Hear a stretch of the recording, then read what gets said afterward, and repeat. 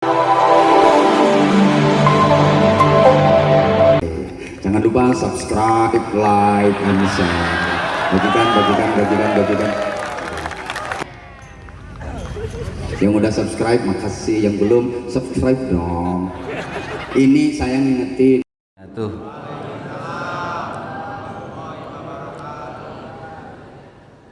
A'udzubillahi minasyaitonirrajim. Bismillahirrahmanirrahim.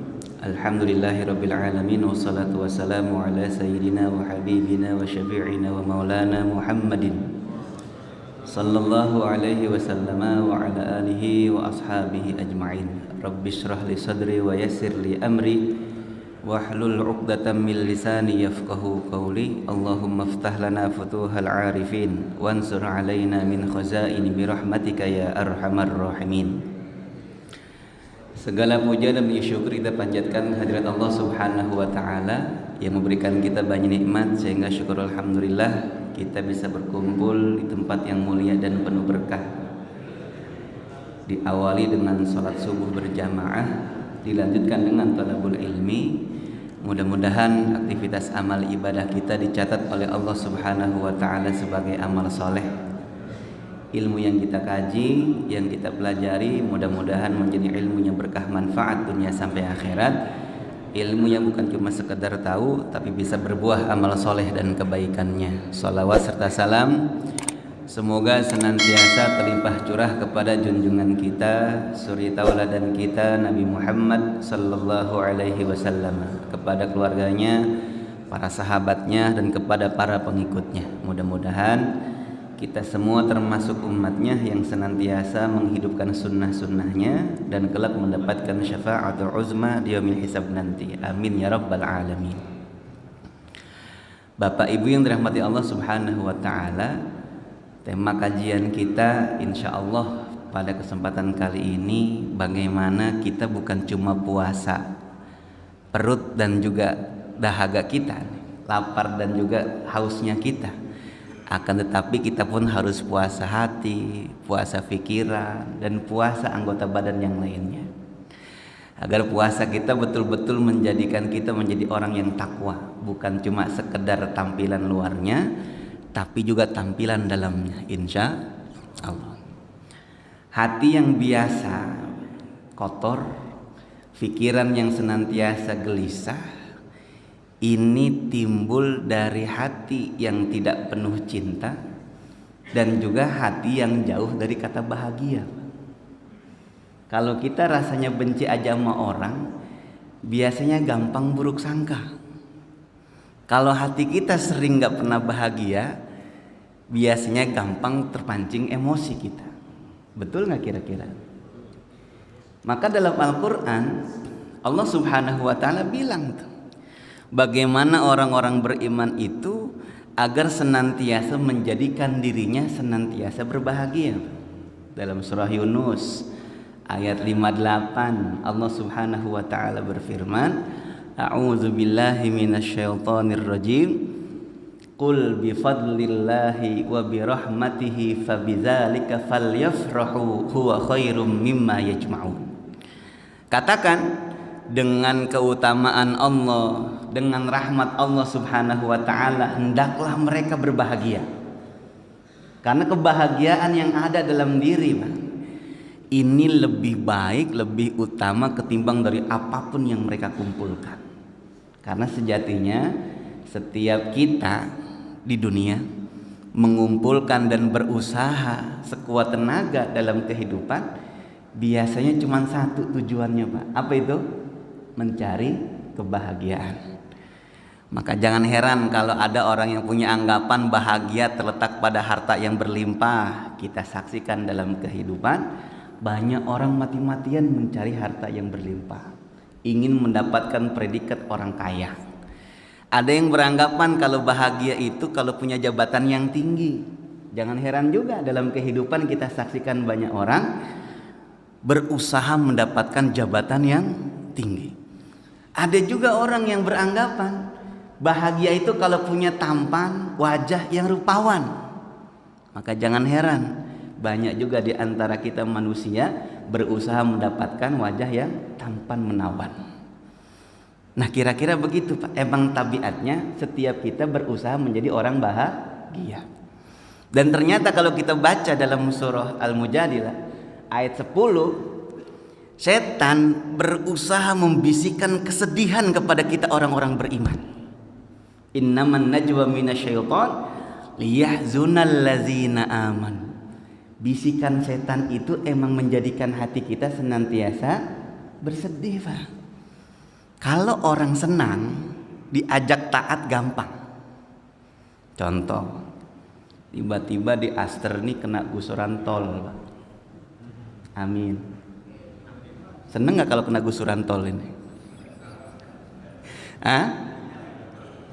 Dapat kena gusur, cair nih duitnya. Diajakin sedekah, keluar nggak duitnya? Diajakin bangun masjid patungan, keluar nggak? Keluar. Kenapa? Lagi seneng. Kita kalau lagi seneng Pak, disenggol orang biasa aja tuh. Jatuh, oh iya nggak apa-apa, nggak sengaja, betul. Tapi kalau lagi nggak seneng nih, hati kita lagi gimana sama pikiran, coba jangankan disenggol orang, kita cuma dilihatin orang kesel, betul? Padahal barangkali ada yang salah dari tampilan kita sehingga memancing perhatian orang. Biasanya begitu. Temen bercanda kalau lagi hati seneng, ketawa kita, dibercandain, betul Pak? Tapi kalau hati lagi pada bengkok, lagi pada jengkel, lagi sedih, dibercandain, coba marah nggak kita? Marah. Maka kenapa Al-Quran itu mengajarkan kita agar senantiasa berbahagia? Tapi landasan bahagianya karena keutamaan dan rahmat dari Allah Subhanahu wa Ta'ala. Maka kalau misalkan kita pelajari dari hadis dan juga dari Al-Quran, ada beberapa cara Pak agar kita senantiasa berbahagia. Yang pertama, cara kita agar bahagia dan hati kita penuh cinta sehingga kita bisa puasa pikiran dan juga hati kita. Satu, afsus salam, tebarkan salam. Kata Rasulullah SAW, la tadkhulul jannata hatta tu'minu wa la tu'minu hatta tahabbu. Tidaklah kalian akan menjadi ahli surga kecuali kalian beriman kepada Allah Subhanahu wa Ta'ala, dan tidaklah kalian akan merasakan iman yang hakiki kecuali kalian saling mencintai. Awala adullukum ala syai'in iza fa'altumuhu tahabbtum, kata Rasulullah, mau nggak saya unjukin yang apabila kalian mengerjakannya maka kalian akan saling mencintai? Afsus salam bainakum, tebarkan salam di antara kalian. Salam ini amalan istimewa Bapak Ibu. Ngucapin pertamanya hukumnya sunnah, menjawabnya hukumnya wajib. Ada nggak kira-kira Pak amalan sunnah yang bisa ngundang menjadi pahala wajib selain salam? Ada? Nggak ada. Yang kedua, salam ini kalau diucapkan oleh kita pasti dibarengi dengan amalan soleh yang lainnya. Apa itu? Senyum. Kalau orang ngucapin salam biasanya sambil melempar senyuman. Pernah nggak ngeliat orang ngucapin salam sambil cembetut? Bisa? Assalamualaikum. Susah. Orang kalau ngucapin salam pasti sambil senyum. Assalamualaikum warahmatullahi wabarakatuh, sambil melempar senyuman.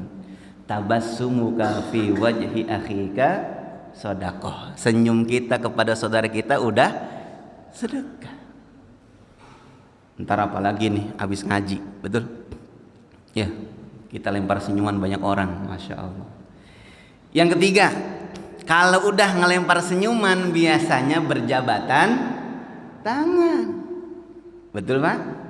Kita baru ketemu saudara nih, assalamualaikum, tadi habis sholat, cipika-cipiki sambil berjabatan tangan. Datang hadis yang lain, mamin muslimaini yaltaqiyani fayatasafahani illa ghufira lahuma qabla an yaftariqa. Tuh. Tidaklah dua muslim berjumpa kemudian berjabatan tangan kecuali keduanya diampuni sebelum mereka berpisah. Salam aja begitu luar biasa, Pak. Satu kebaikan maka mengundang kebaikan-kebaikan yang lainnya. Ngucapin salam. Bahkan ada sahabat itu yang hobinya senang banget datang ke pasar. Bukan buat belanja dia, tapi cuman mau ngucapin salam kepada banyak orang. Karena sejatinya salam itu ketika kita lemparkan kepada orang sebagai ungkapan doa dari kita kepada mereka, mereka pun pasti akan membalasnya kepada kita, Pak. Dan hebatnya apa yang kita lemparkan, kira-kira itulah yang akan kita dapatkan. Kalau saya bilang assalamualaikum, apa jawabnya?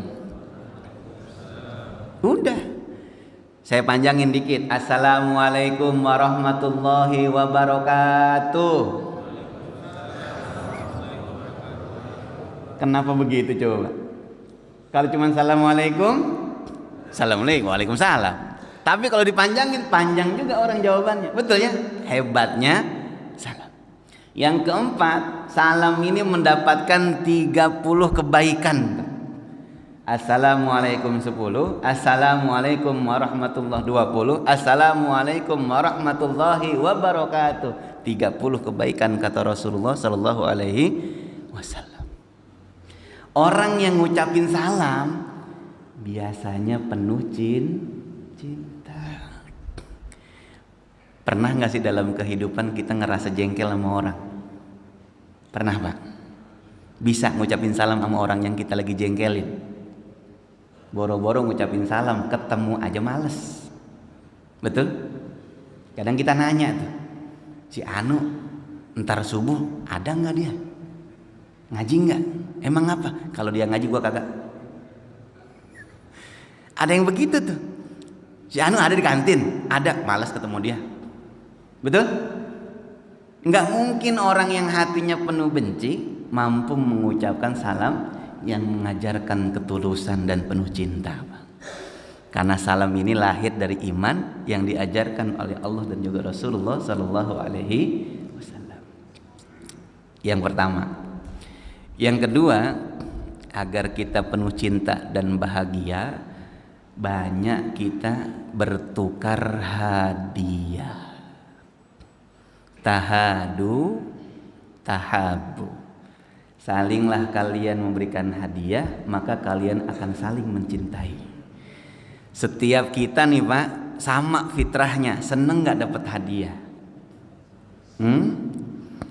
Bapak misalkan di kantor ngadain family gathering, yang buat semangat karyawan ataupun bawahan kita hadir, apa coba? Jujur dah. Door prize-nya kan? Door prize-nya pergi haji, jika mampu. Mantap tuh. Semakin heboh hadiahnya, semakin semangat hadirnya. Ibu seneng gak dapat hadiah dari suami, Bu? Gampang, Pak, ngebahagiain dia mah. Ya, besok Senin pulang kerja jangan langsung sampai ke rumah, mampir dulu di toko kembang, betul? Beli bunga dah. Yang penting jangan bunga Kamboja, betul? Nyumpahin kalau Kamboja. Tada, surprise, kasih bunga. Seneng gak, Bu? Kagak, bingung.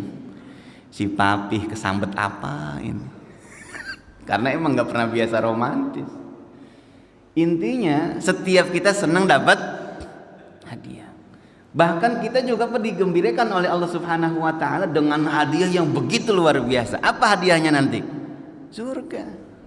Kata Allah dalam sebuah hadis qudsi, a'dadtu li'ibadiyas salihin. Aku sediakan bagi hambaku yang soleh. Mala ainun ra'at. Sesuatu yang gak pernah terpandang sama mata. Wala uzunun sami'at. Sesuatu yang belum pernah terdengar oleh telinga. Wala khatara fi qalbi basyarin. Dan sesuatu yang tidak pernah terbetik dalam hati seorang manusia. Apa itu? Surga. Hadiah bagi orang yang beriman, yang begitu luar biasa sabar ini, insya Allah. Dijanjikan hadiah kita, Pak, bagi orang-orang yang serius taat kepada Allah Subhanahu wa taala. Maka cara agar menghidupkan cinta dalam diri adalah kita mau berbagi hadiah. Hadiah ini terkadang bukan diukur dari berapa harganya dan seberapa bagusnya, Pak. Akan tetapi hadiah ini sebagai bukti kita ini penuh perhatian dan penuh kasih sayang. Karena nggak mungkin orang yang hatinya penuh benci bisa ngasih hadiah tulus kepada orang lain. Terkadang kan kita hadiahnya biasa aja, tapi kita melihat bukan kepada hadiahnya, siapa yang ngasihnya. Betul nggak kira-kira? Kita dikasih hadiah sama anak, Pak. Mohon maaf, anak kita duitnya aja dari kita.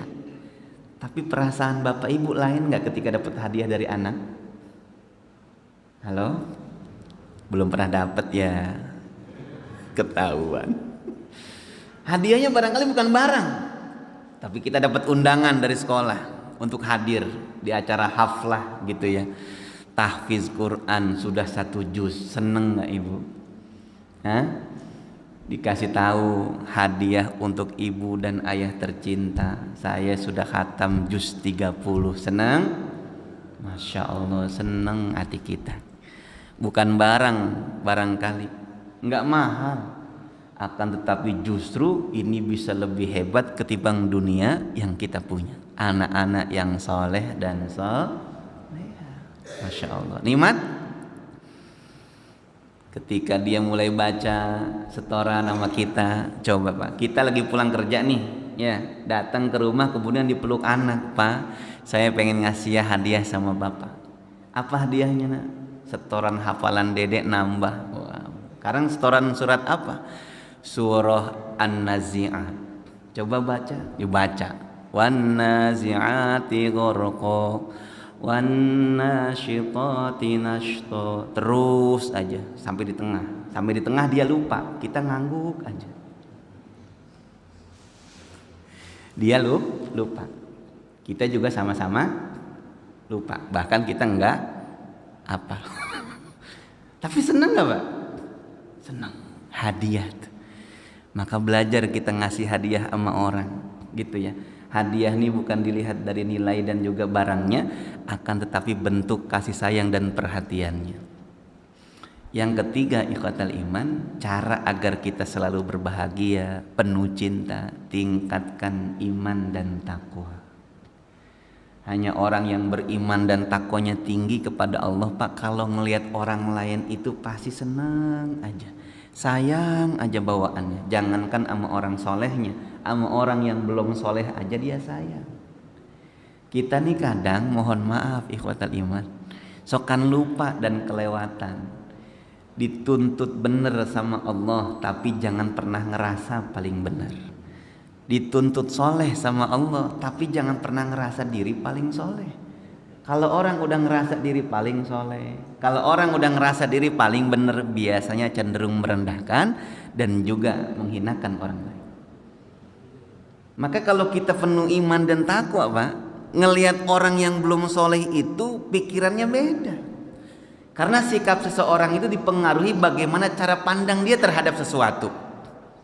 Kita kalau ngelihat orang misalkan belum soleh, kita bilang nih orang bejat, jangankan kita mau ngajak, Pak, deket aja udah ogah. Tapi kalau kita lihat orang ini adalah ladang amal soleh buat saya, ladang dakwah buat saya, semangat nggak dia deketin tuh? Semangat. Bang, ayo ke masjid. Bentar, masjid mah nggak lama. Enak, masjidnya adem, kiri kanan depan belakang AC. Pengajiannya juga enak, ya. Habis ngaji ada bukaan, kita santap tuh bareng-bareng, enak. Nanti di ujung ada kita nginep di masjid 10 hari itikaf, disediain semua mau DKM, tinggal makan doang udah, ibadah enak dah. Kalau ada sedikit sesa nih THR, abang dapat insya Allah tuh. Lain, Pak, kalau kita mandang orang itu sebagai ladang amal soleh. Tapi kalau kita lihat, aduh kagak bisa doang ini, udah rusak udah nih, ahli neraka udah, repot. Maka jangan pernah mengotori pikiran dan hati kita ngelihat orang. Diajarkan bagaimana kita sikap bertawadu, betul ya. Kalau kita ngelihat, mohon maaf, orang yang lebih senior, lebih tua maksudnya, karena bahasa tua biasanya rada sensitif, Pak. Anggapan kita gimana coba? Oh, barangkali amal solehnya jauh lebih banyak ketimbang saya yang lebih muda. Karena beliau hidupnya duluan, ilmunya lebih duluan, amal solehnya juga duluan. Mudah-mudahan lebih mulia ketimbang diri saya. Ngelihat yang lebih muda, lain lagi. Oh, Masya Allah, dia lebih muda. Kesalahan dan dosanya barangkali lebih sedikit ketimbang saya yang lebih tua. Saya hidupnya duluan, baliknya duluan. Maka boleh jadi dosa saya lebih banyak ketimbang adik-adik saya yang masih pada muda. Tuh. Kalau kita ngelihat begitu enak nggak Pak? Enak. Kita lagi ngaji nih, ngelihat saudara kita jualan. Kira-kira yang terbenak dalam pikiran kita apa nih yang terbesit? Jangan-jangan dalam pikiran kita, nggak ngaji, gua dong ngaji. Nah, karena pernah terjadi pada zaman Rasulullah Shallallahu Alaihi Wasallam. Ketika para sahabat duduk-duduk sama Rasul nih Pak, ada orang lewat, lagi ngaji nih, lewat bawa cangkul dia, mau pergi ke ladang. Sebagian sahabat mencibir karena dia nggak ikut hadir di majlis Rasulullah Shallallahu Alaihi Wasallam. Tapi tidak dengan Rasulullah Shallallahu Alaihi Wasallam. Dia pun sedang mengerjakan ajaranku karena dia sedang mencari rizki yang halal penuh berkah untuk keluarganya. Kalian yang hadir di sini juga mengikuti ajaranku untuk menuntut ilmu. Lihat Pak, bagaimana Rasulullah memberikan nasihat kepada para sahabat memandang orang lain itu dengan sudut pandang yang penuh cinta dan kasih sayang. Jangan mandang orang tuh kayaknya setiap orang ahli neraka, ahli sesat. Bukan. Itu bukan pandangan yang diajarkan Rasulullah. Yang diajarkan Rasulullah pandangan penuh cinta. Setuju ini? Setuju? Bahasa Rasul sama sahabatnya sahabat kan? Bukan santri dengan guru. Betul ya? Ashabi kata Rasulullah, sahabatku. Namanya sahabat Pak, kira-kira nih sejajar nggak sama kita? Rasulullah mensejajarkan dirinya dengan para sahabatnya yang ada di sekelilingnya Pak. Biar sahabatnya ini semuanya nyaman sama Rasulullah. Apa aja diadukan sama Rasulullah Shallallahu Alaihi Wasallam. Semuanya Pak, masalah umum bahkan masalah pribadi, semuanya disampaikan kepada Rasulullah Shallallahu Alaihi Wasallam. Jangan ada jarak antara kita. Iman mengajarkan demikian. Iman juga yang mengajarkan ketika kita mendapatkan ujian untuk sabar. Iman juga mengajarkan ketika kita dapat anugerah kita untuk bersyukur.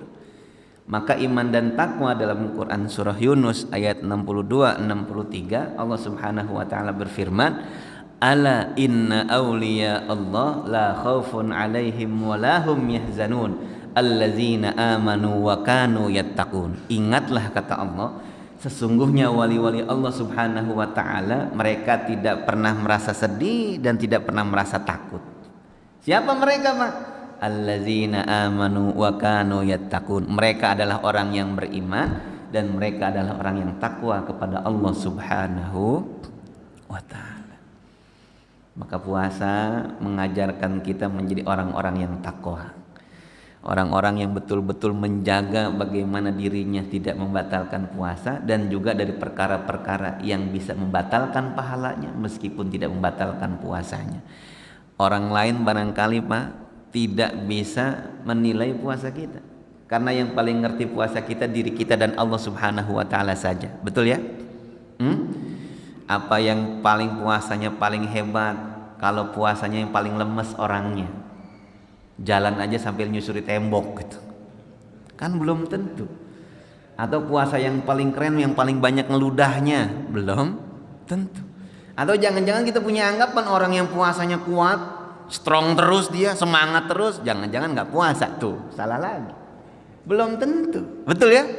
Nah, kalau kita bandingin sama para sahabat yang menjadikan mereka kuat dan tangguh itu adalah iman dan takwanya kepada Allah Subhanahu wa ta'ala. Lagi puasa perang coba. Perangnya kita ngapain sih? Cuman nahan lapar dan dahaga doang kan? Yang kerja barangkali 8 jam di perusahaan, di kantornya, di proyeknya. Tapi sahabat dulu Pak, perang. Namanya perang mah 24 jam harus siaga. Capek nggak sih? Pasti lelah itu. Tapi semangat terus. Maka khitabnya wajib puasa ini kepada orang-orang beriman. Gitu ya. Yang punya iman. Ya ayyuhallazina aman. Karena fisik boleh jadi Pak nggak gede. Tapi kalau dia punya iman, kuat nggak puasa? Anak-anak kita nih yang udah kelas 3, kelas 4 SD udah pada lulus tuh puasanya. 1 bulan full dia berpuasa, alhamdulillah. Kalau dari fisik kecil nggak Pak? Dari kewajiban, wajib nggak dia puasa? Belum. Tapi dia sanggup tuh puasa. Anak kita yang TK aja udah belajar Pak. Meskipun puasanya disambung. Ntar zuhur buka dia, betul? Habis itu jam 1 puasa lagi, bagian. Namanya juga anak TK, masih bagus dia mau belajar. Ada orangnya udah gede, badan sebeg, saban Ramadan nggak pernah puas. Nyatanya tuh banyak warung yang cuman kelihatan kaki dan suaranya doang. Ada di sini ada? Oh ada. Ya, ditutupin sebagian kelentang, cuma kedengeran doang suara piring sama suara sendok, sama kakinya kerusak gitu ya. Tapi kayaknya orangnya nggak di sini, betul? Di sini mah insya Allah dah, alhamdulillah. Nih ikhwatul iman, tingkatkan iman dan takwa.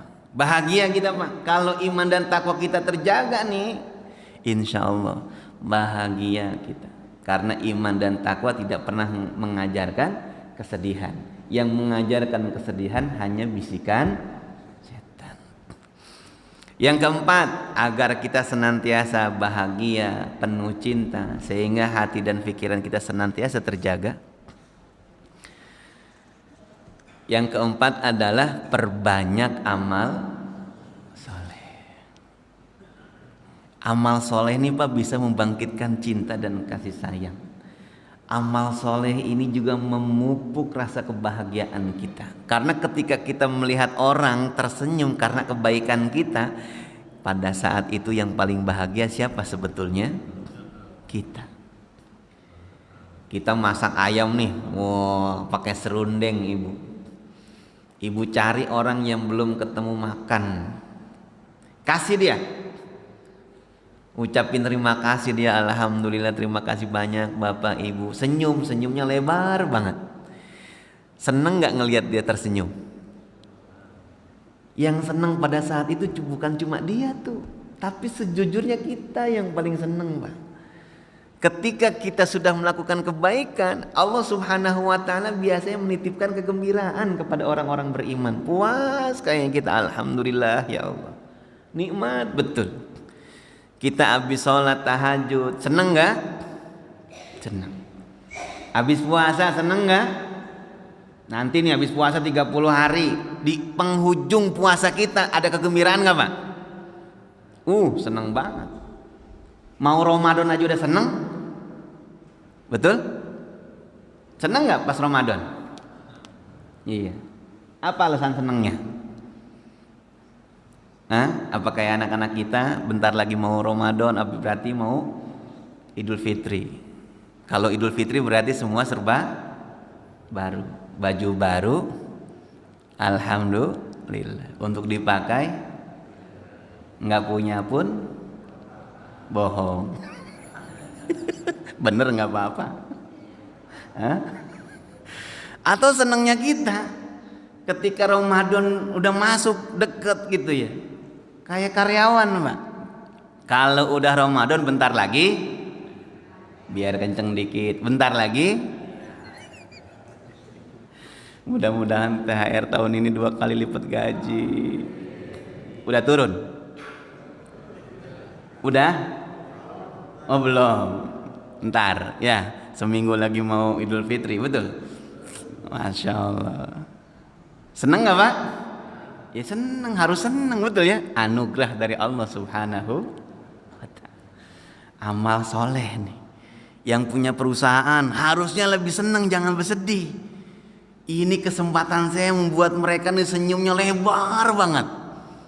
Lah orang kalau dapat THR Pak, nggak pernah kita lihat nih kita kasih THR orang lagi sedih baik, nggak. Kalaupun dia sedih, sedihnya ucapin terima kasih, betul. Meskipun rada pening, dari mana duitnya? Yang punya usaha gitu ya. Karyawannya senang semua, bosnya yang pada mikirin, megangin pala, bisa benarin. Nih kata liman, banyakin amal soleh. Surah An-Nahl ayat 97. Man amila salihan min zakarin aw unsa wa huwa mu'minun falanuhyiyannahu hayatan thayyibah. Siapa orang yang beramal saleh kata Allah, baik laki-laki dan perempuan, yang penting dia beriman, maka kami jadikan kehidupannya kehidupan yang baik, Pak. Kehidupan yang baik itu yang buat kita bahagia. Betul enggak sih? Hah? Banyak belum tentu buat kita seneng, Pak. Kita punya mobil 2.000, belum tentu bahagia itu. Ada nggak punya mobil 2.000? Ada? No, Bos Mayasari 2.700 mobilnya. Coba Pak, kalau kita punya mobil 2.700, capek nggak ngitungnya? Kita alhamdulillah setiap malam tidur anteng, betul? Nggak ngitungin mobil, betul? Emang nggak ada yang dihitung. Kita mah nggak pernah capek ngitungin duit, betul? Duitnya enggak, duitnya di rekening semua, Ustaz. Kenapa sih Pak? Cuman ngelihat angka di buku doang, bukunya kayak nggak full separoh. Senang banget kita. Halo, betul ya? Perbanyak amal soleh, bahagia kita. Hati kita kalau banyak zikir aja nih Pak, nggak rungsing sama orang. Pernah ada suatu cerita, ada anak muda ngadu sama ibunya, Ma, kayaknya saya kagak pergi ke masjid lagi dah. Lah emang apa? Abis sholat saya liatin kagak ada yang kumpul gitu ngobrol-ngobrol tentang kebaikan. Yang atu lagi ngobrol ngerumpiin orang, yang atu di pojokan lagi main slot. Tahu slot Pak? Oh jangan tahu dah, orang soleh mah nggak tahu emang, betul ya. Alhamdulillah. Saya malas ke masjid. Lah emang kenapa nak? Ada begitu. Ya udah. Besok kamu bawa segelas air nih, puterin 10 kali. Nanti laporan sama emak. Kok begitu mak? Iya. Keputusannya di situ. Kamu mau lanjut ke masjid ataupun enggak, besok gimana airnya? Jangan sampai tumpah tuh air. Oke. Besok dia sholat lagi Pak, dibawa air penuh nih, diputerin di masjid. Fokus dia, gimana caranya nggak tumpah. Saking gue nggak pengen sholat jamaahnya lagi. Alhamdulillah nggak tumpah airnya. Laporan dia senang banget sama emaknya. Ma, alhamdulillah nggak tumpah nih air tuh, penuh tetap. Baik. Sekarang ibu tanya nak, ketika kamu tadi muterin masjid megangin air segelas nih biar nggak tumpah airnya, kamu lihat nggak orang yang lagi ngobrolin orang lain? Enggak. Kedengeran nggak suaranya ngobrolin orang? Enggak juga. Terus kamu lihat nggak orang yang di pojokan main slot? Nggak kelihatan, orang saya fokus ngeliat air tuh. Itulah kita. Tergantung kita fokusnya ngelihat apa. Kalau kita ngelihat kebaikan Pak, maka kebaikan yang bakalan kita lihat. Tapi kalau kita ngelihat keburukan, karang aja ada nggak keburukannya? Ada. Betul? Ustadz lama banget ceramahnya. Udah pegel banget kita, betul? Untung kagak kedengeran suara hati, itu mah betul Pak. Saya cuman menyuarakan hati sebagian jamaah. Tapi kayaknya orang sini mah ahli ngaji, betul ya? Alhamdulillah. Kita fokusnya ngelihat apa Bu? Kalau kita fokusnya cuma ngelihat kesalahan, maka kesalahan dan keburukan yang akan kita lihat. Tapi kalau kita ngelihatnya kebaikan, maka kebaikanlah yang akan terlihat oleh kita. Nah gitu. Jadi biasakan berbuat baik agar kita juga melihat segala sesuatu semuanya berupa kebaikan, insya Allah. Kita kebut sampai jam berapa nih? Sampai suruk apa sampai dehem? Jangan sampai pada dehem. Atau kita baca pertanyaan, Pak? Entar. Sambil. Taib. Lanjut dulu. Lanjut dulu apa jawab dulu? Oh, lanjut. Baik, lanjut. Yang kelima, ini biang kerok kita nggak pernah bahagia, dan biang kerok kita penuh benci nih sama orang. Apa tuh? Mohon maaf, banyak dosa dan maksiat. Ini biang kerok dari segala sesuatu yang hidup kita nih nggak pernah enak nih Pak. Sejujurnya kita nih bukan kurang nikmat Pak, bukan kurang anugerah Ibu, tapi kita nih kurang ingat Allah Subhanahu wa ta'ala. Hati kita udah lama kosong dari ingat Allah, maka kita jarang bahagia. Hati kita gelisah, pikiran kita terkadang kacau, kusut, ruwet, rujit. Bukan kurang anugerah dan kurang nikmat, tapi kurang ingat kita kepada Allah Subhanahu wa ta'ala. Coba kita telaah dan kita sedikit merenung surah Thaha ayat 124. A'udzubillahi minasyaitonirrajim. Wa man a'rada an zikri fa inna lahu ma'isyatan dhanka wa nahsyuruhu yaumal qiyamati a'ma. Siapa orang yang berpaling dari mengingatku, kata Allah, maka baginya kehidupan yang sempit. Pak, Ibu, kalau ada seorang hamba disempitkan kehidupannya, mau kemana coba? Rumah yang gedong mentereng, gak nikmat, dia tinggalin Pak. Kendaraan yang mewah harganya bahkan bukan cuma ratusan juta, miliaran, gak nikmat, dia kendarai itu. Betul ya? Hidangan yang begitu luar biasa di meja makannya, apa aja ada, mewah, gak nikmat, dirasakan Pak. Kenapa tuh? Karena hatinya penuh dengan karat dosa dan maksiat, dan lupa dia kepada Allah Subhanahu wa ta'ala. Ada orang yang kalau kita lihat kehidupannya biasa aja, tapi begitu bahagianya dia, Masya Allah. Kalau Bapak nggak percaya, datang ke Bekasi Barat tuh. Kalau kita mau masuk ke tolnya kan muter lewat kolong jembatan Pak. Tahu Bekasi Barat ya?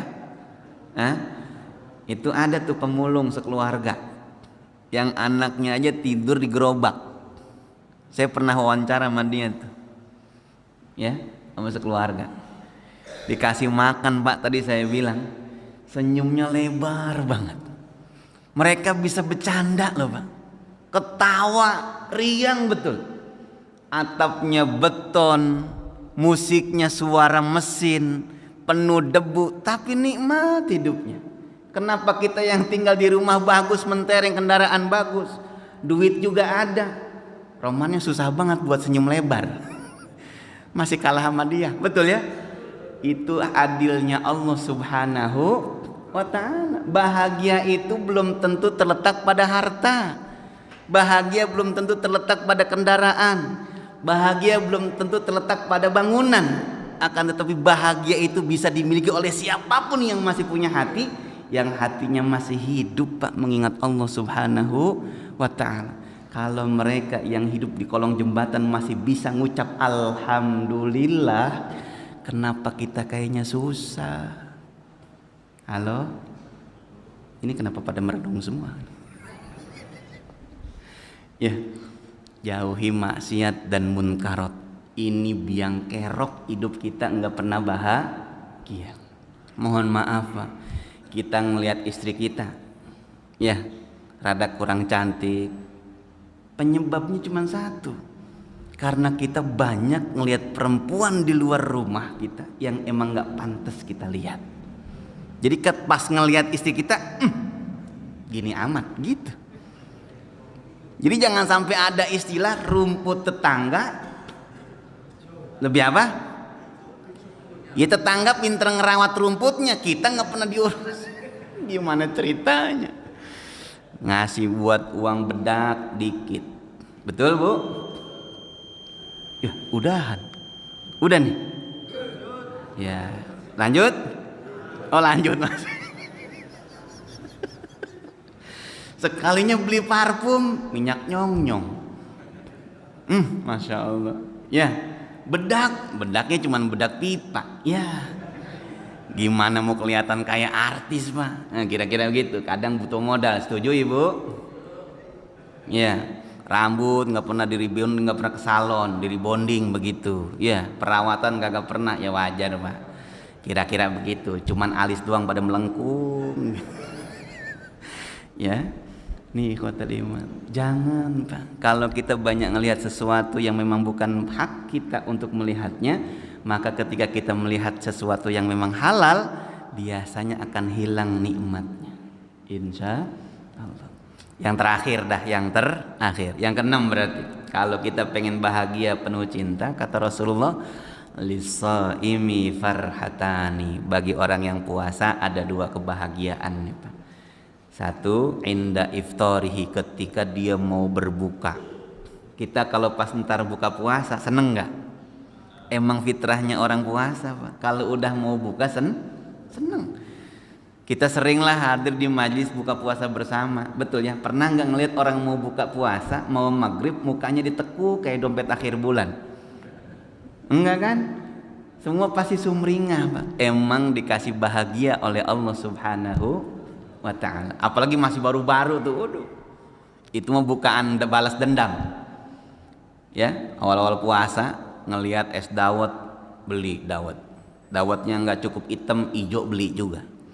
Ngelihat sore entar es kelapa beli, ada oyen beli. Masya Allah. Pas nanti buka, padahal mah kalau pas kita nyeruput teh manis anget sama korma 3 biji cukup nggak? Enggak. Tetap aja bala-bala pakai sambal, betul ya? Bahagia kita Pak kalau lagi mau buka, betul ya? Maka banyakin puasa. Yang kedua, kapan kita bahagia lagi? Nanti indaliqa'i rabbih, ketika kita berjumpa dengan Allah Subhanahu wa ta'ala, membawa amalan puasa kita yang insya Allah mudah-mudahan gede pahalanya. Kalau misalkan Pak nih, kita baca hadis yang lain, kita sholat jenazah, kemudian kita ngikut nih nganterin sampai ke liang lahat, kana lahu qirotan, kata Rasulullah, maka baginya ada 2 kirot. Sahabat nanya, emang 1 kirotnya berapa sih Rasulullah? Seukuran gunung Uhud. Itu cuman antara kita nyolatin jenazah sama nguburin jenazah. Kalau kita ngikutin sholat jenazah doang, maka baginya 1 kirot. 1 kirot itu hitungannya Pak, segede gunung Uhud. Yang udah pernah haji, pernah umroh, Uhud gede nggak apa kecil Pak gunungnya? Kita naik aja capek, udah gitu panjang lagi, betul ya? Itu bukan cuma 1 blok doang Pak, tapi panjang tuh gunungnya. Masya Allah, segitu kira-kira pahalanya Pak. Itu cuman antara nyolatin sama nguburin. Lagi mana yang puasa 14 jam? Betul. Maka mudah-mudahan kita berharap kepada Allah, puasa kita ini luar biasa banyak dan besar pahalanya. Amin ya rabbal alamin. Baik, kita bacakan pertanyaannya Pak. Bismillahirrahmanirrahim. Ustadz mau tanya, apakah salam dari teman yang beda agama wajib dijawab? Soalnya bacaan salamnya paseh banget, padahal dia agamanya Kristen. Keren Pak. Ya, saking sudah memasyarakatnya assalamualaikum sehingga siapa aja gampang ngucapin salam. Dijawab. Kalau dijawab mah dijawab. Cara jawabnya aja yang beda, gitu ya. Wa alaikum. Cukup segitu. Jadi jangan dilanjutin. Karena assalamualaikum makna kandungannya adalah kalau dia seiman dan seakidah dengan kita Pak, baru dia mendapatkan keselamatan dunia dan akhirat. Kalau dia ngucapin salam, maka kita jawab waalaikum, selesai. Itu yang diajarkan oleh Rasulullah Sallallahu Alaihi Wasallam. Jadi jawab. Kalau dia ngucapin salam, kita jawab. Cuman cara jawabnya aja. Kalau dengan sesama muslim, kompletin waalaikumsalam warahmatullahi wabarakatuh. Tapi kalau yang beda agama, cukup waalaikum, selesai. Selamat pagi, kan begitu, enak dah kalau itu. Kalau ngucapin salam emang rada repot kalau misalkan kita sering keceplosan begitu ya. Orang biasa kita dengar salam dari sesama muslim, sekarang yang beda akidah sama kita ngucapin salam, jawab salamnya gitu ya, lempar senyuman begitu Pak. Wa alaikum wallahu alam bisawab. Jadi kita ulangi nih cara agar kita penuh cinta dan bahagia. 1, dua, 3,